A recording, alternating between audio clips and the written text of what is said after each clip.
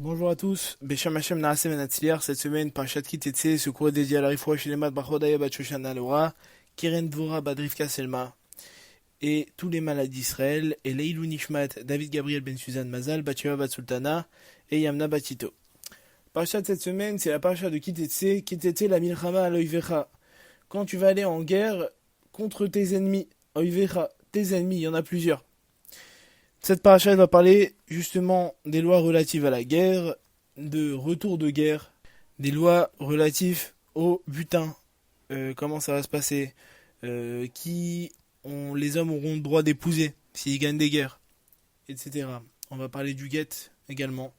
On va parler de plein de choses. On va parler aussi de Amalek. On va dire dans cette paracha, Zachor et Asher Asalecha Amalek, souviens-toi de ce que le peuple de Amalek t'a fait. Toi Israël, souviens-toi de ça. Et on va commencer avec le premier pasouk. Lorsque tu sortiras en guerre, qui t'était la milchama aloivecha.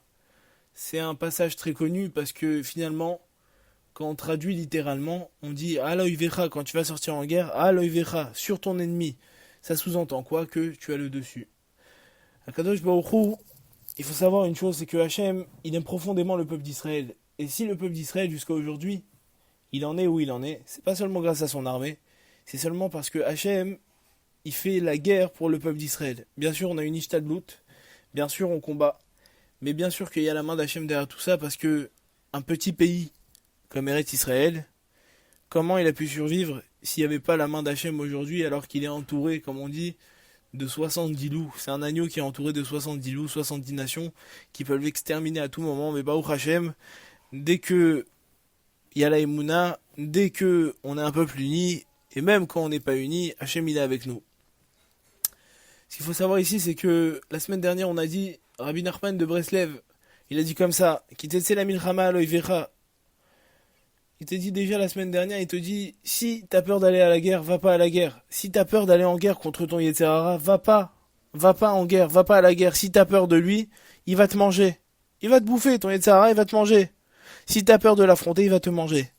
Et cette semaine, on voit quoi? Qui t'était la milchama aloivecha, quand tu vas sortir en guerre, quand tu as une volonté de sortir en guerre, quand tu veux faire tes chouvas, alors t'as une aide du ciel. Alors il y a Hachem qui vient et te dit, t'inquiète pas, ton Yetzirara, je m'en occupe, je m'en charge pour toi. Si toi t'as la volonté, moi je vais réaliser ta volonté. C'est comme ça. Tu veux faire tes chouvas, t'es un juif, tu veux te rapprocher de moi, ton créateur, Hachem, eh ben moi je vais t'aider. Et Hachem, il va te le livrer entre tes mains. Les Chachamim, ils nous disent la chose suivante, et il faut bien le retenir. Si on n'avait pas une aide d'Hachem au quotidien, chacun sombrerait dans les fautes et dans les ta'avot, les plaisirs que son Yetzirara, il lui impose. Il faut prendre conscience que Hachem nous a donné un cadeau extraordinaire, c'est le cadeau de la Teshuvah. On a quelques jours de Rosh Hashanah, et la Teshuvah c'est important. Hachem, il nous donne une ardoise, c'est notre vie. Et nous on fait des actions, donc on marque des choses sur cette ardoise. Et quand on fait des fautes, Hachem il nous donne la possibilité d'effacer ces fautes, c'est la Teshuvah. Et il y a un moyen extraordinaire de faire Teshuvah.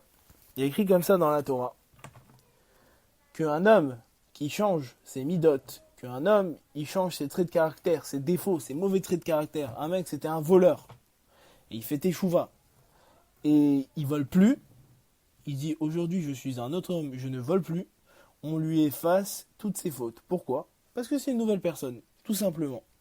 Et dans cette paracha, il y a le Perach Levanon, qui dit comme ça, il dit tu supprimeras le mal en ton sein, et tout Israël écouteront et verront.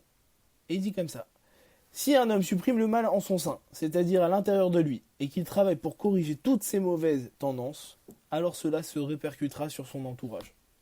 Quand quelqu'un il supprime le mal de lui-même, sa parole portera un grand effet, et quand il fera la morale aux autres, ils l'écouteront et suivront ses remarques. Mais tant que le mal se trouve en une personne, alors les autres ne suivront pas la morale qu'il fera autour de lui. Il dit comme ça, non seulement c'est bénéfique pour la personne, mais quand quelqu'un échange, et combien on a vu de cas de gens qui étaient Chosrim Bitshuva. Un gars, il était dans un groupe d'amis qui faisait que des bêtises. Il a décidé de faire Teshuvah, comme ça il a eu un éveil du ciel.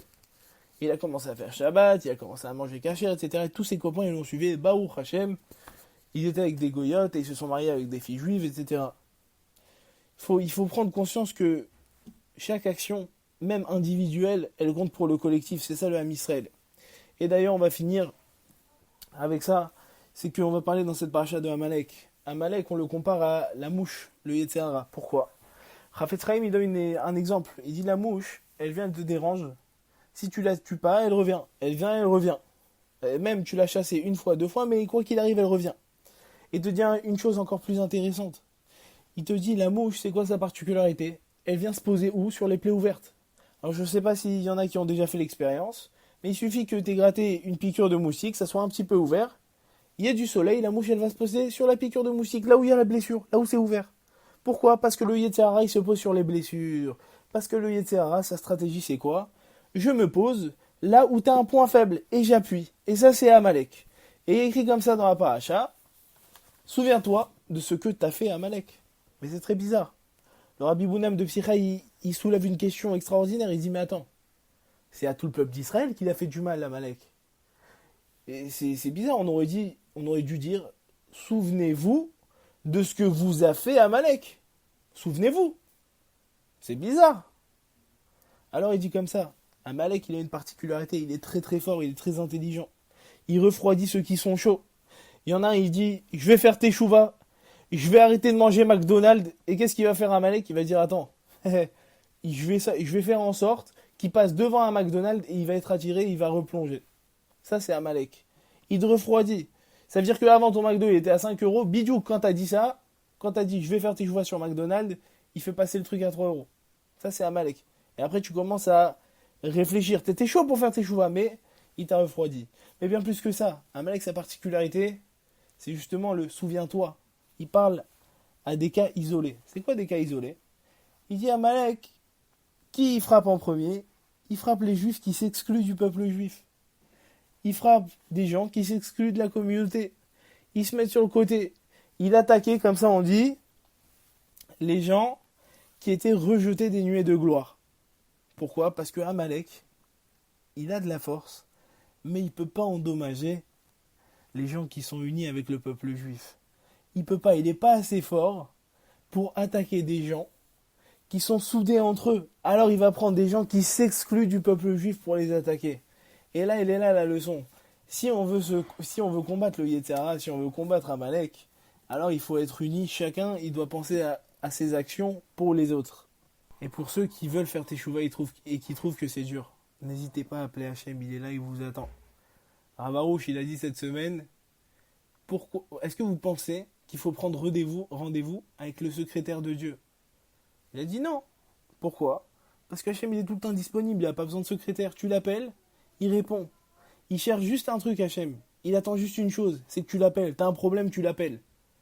Pourquoi, si t'as le numéro du patron, pourquoi tu vas aller appeler les employés pour qu'ils te passent le patron? Appelle Hachem. Et c'est Hachem qui va résoudre nos problèmes de Bezrat Hachem.